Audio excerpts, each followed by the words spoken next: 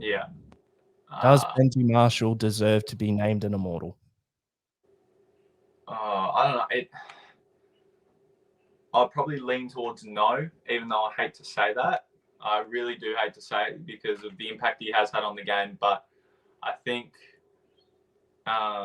if you kind of put Benji in that Immortal status, you look at the other Immortals. If I'm being honest, career-wise, accolades-wise, etc., it probably doesn't compare. To be fair, like I wouldn't put, and I know they're not Immortals yet, but I wouldn't put Benji in the same category as a JT or Cameron Smith, probably Billy Slater as well, and the or a Darren Lockyer and the Immortals that are already there. So I don't think he will be. But if he was, I would not complain at all. I think the impact he's had on the game is big enough to make him immortal. But if you're just looking at the player alone and not considering the impact, I don't think he's done enough to be an immortal, unfortunately.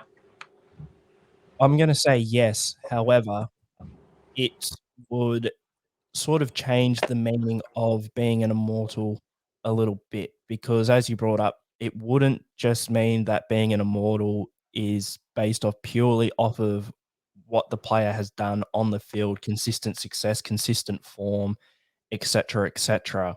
Yep. It would also take into account other variables, and this is why I'm for it, but we can't go too much into that section, otherwise we'll end up having some very questionable players being named an immortal.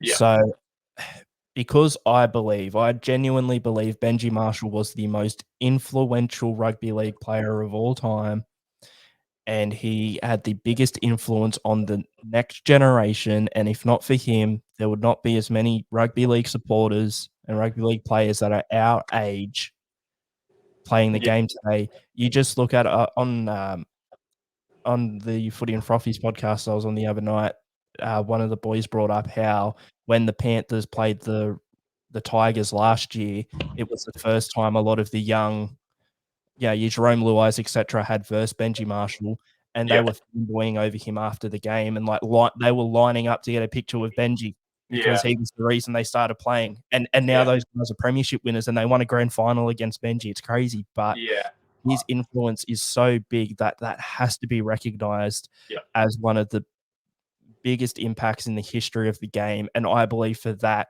he deserves the recognition of immortal status. It's weird. If he becomes an immortal, it's sort of like he should be in his own subcategory, right? Yeah.